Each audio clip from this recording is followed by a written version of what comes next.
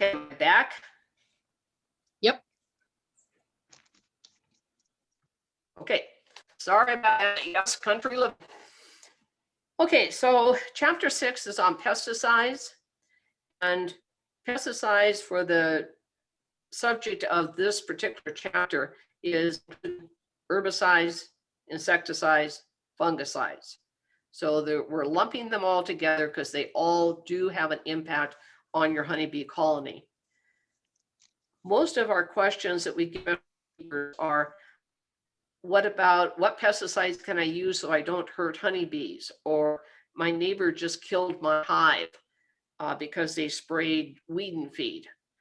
Well, any of these can be accurate, but your first, a pesticide actually killing your colony, that you'll have a mound of dead bees out in front of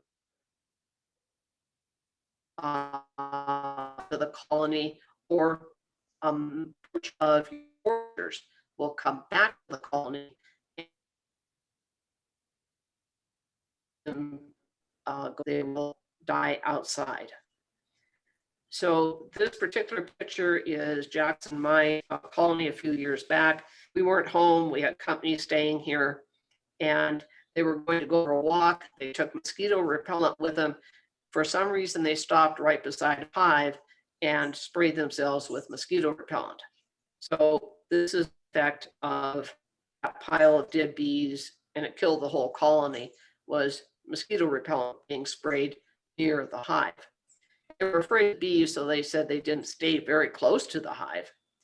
So you can see what that impact can have. Earlier this year, just when the bees started flying and were starting to really build up, we had them all dump in front of one of our hives.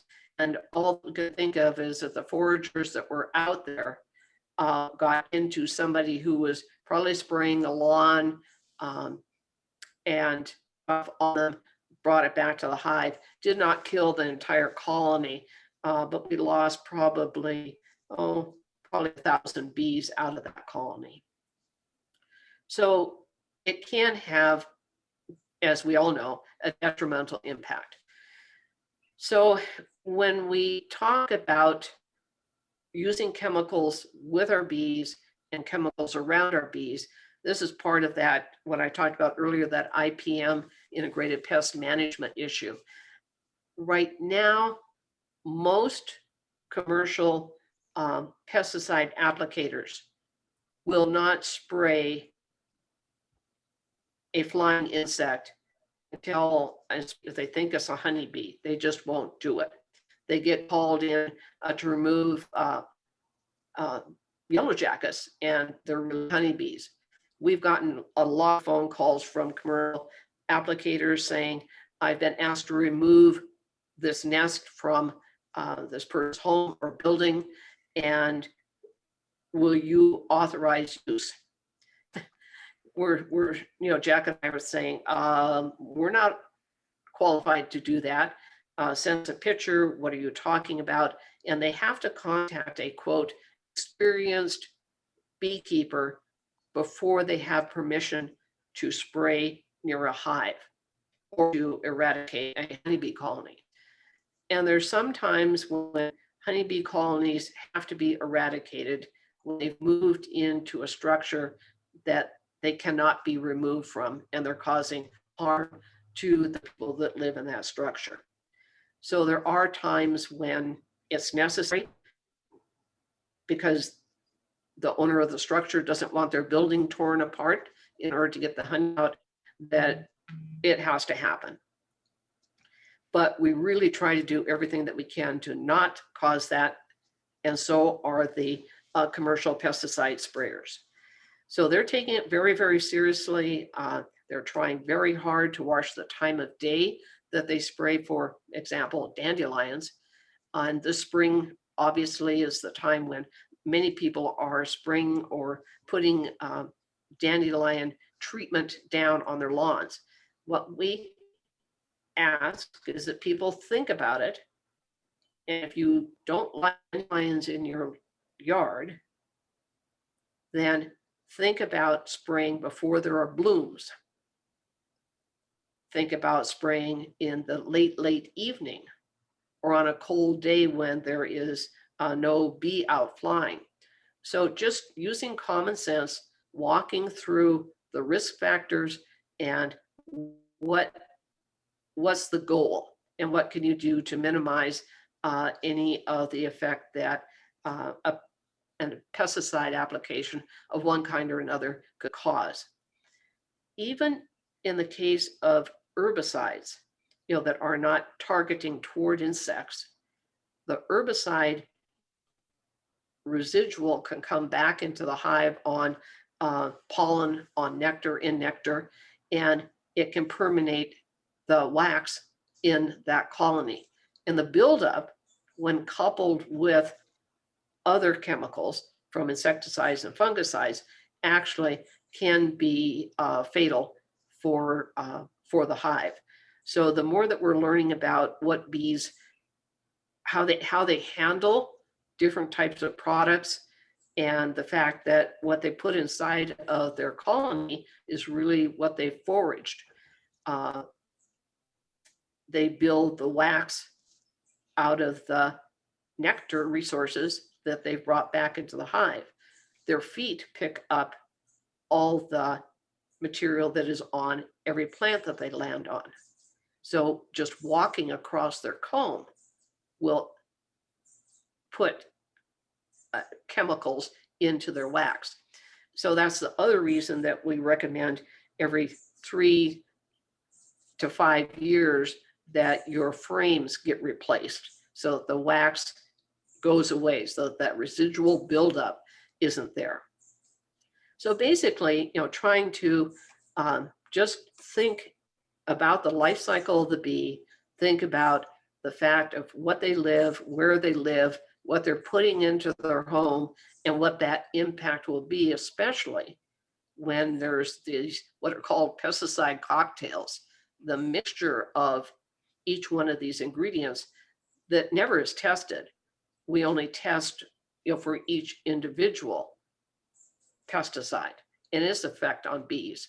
But what they're learning now is that the marriage of some of those chemicals is actually extremely detrimental to different stages of bee development.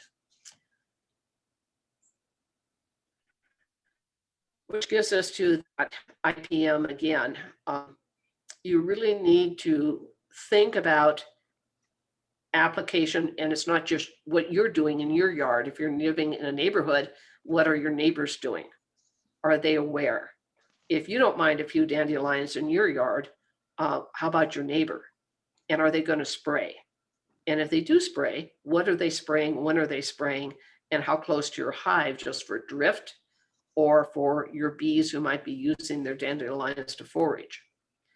Another one is in the summer, some people have problems with aphids, and they spray their flowering plants to get rid of the aphids. Well, flowering plants may be attracting your honeybees, and they're out there spraying aphids in the middle of the day, and your honeybees are there as well. So talk to your neighbors, think about environmental awareness, and if you can get your neighbors to understand that, and if they let you know that, hey, I'm going to spray my aphids tomorrow and I'll be doing it at 12 o'clock, then that night before, plug up your entrances and don't let them out until after that the chemicals have dried on whatever they've sprayed. They're still going to pick it up, but at least it will minimize them having direct application.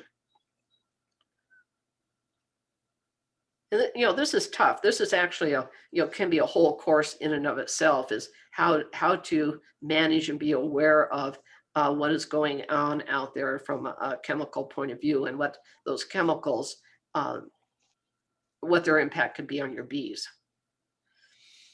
We hear a lot in the press about neonicotinoids, and neonicotinoids are definitely a pesticide. They're systemic, which means that they go through the whole plant. which means that they will be in the pollen and the nectar. And so, yes, they will get brought back into the hive. But the advantages for a farmer who is using them are very high. They're using this integrated pest management too on their product. The neonics that they use are targeting specific critters, and they work extremely effectively on that. So they're much less toxic to any mammal that would eat the plant. And they also only will kill the sap-sucking insects, which, bees can be part of that because they nectar suck. And if they're spraying them on pines or other types of vegetation that bees use to get propolis, obviously it can affect the bees. All the neonicotinoids that are out there right now, if applied correctly, don't directly affect honeybees. However, it's the mixture of these with others, bringing them back to the hive, and the effect of other chemicals with them, and direct spraying, or I'm sorry, not spraying, but direct application. Let me start that one over. The bee is much safer with neonicotinoids because they are not spraying them. They are not spraying the whole plant and getting the insects that are flying around. It's instead applied to the seed, and the plant actually brings the chemicals up into it. So they are a problem. They do affect bees as well as other things, but it's one of those love-hate relationships, and we've got to be dealing with it. Just the wind. Farmers are the issue because farmers need to have pollinators, and they don't want their pollinators affected either. So how to maintain this IPM balance economically for farmers as well as for honeybee apiaries, especially commercial beekeepers, is really probably something that, well, in the world right now, as you can read in the newspaper, is really a complicated issue. Sherry, were you going to say something?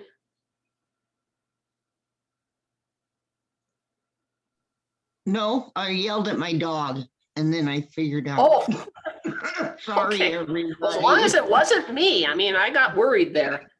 Okay. Yeah, no, sorry, I forgot. So No problem. So anyway, please, as you read news in the newspaper about neonicotinoids, they are a problem. People don't know enough about them yet, but they're probably not as large of a problem as many of the newspaper articles that you read. It's sort of like the Asian giant honeybee, right? The Asian giant hornet, it's not a killer wasp. It can kill, but so can honeybees if you're allergic to them.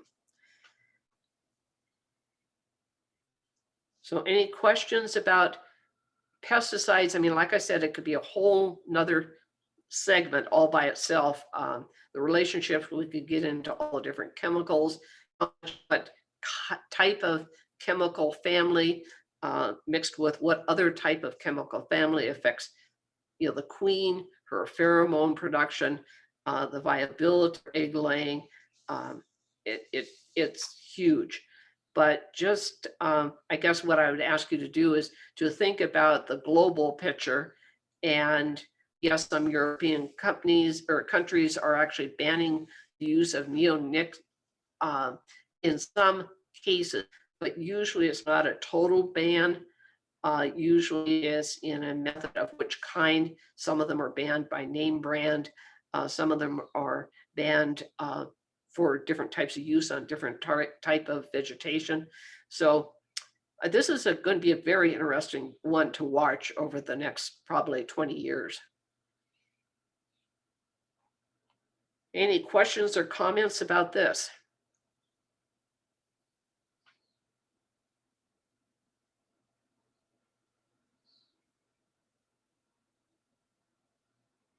Any chat, Sherry?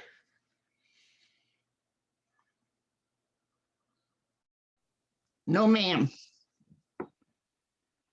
Okay. All right, Mary, if you want to stop. Okay, I'll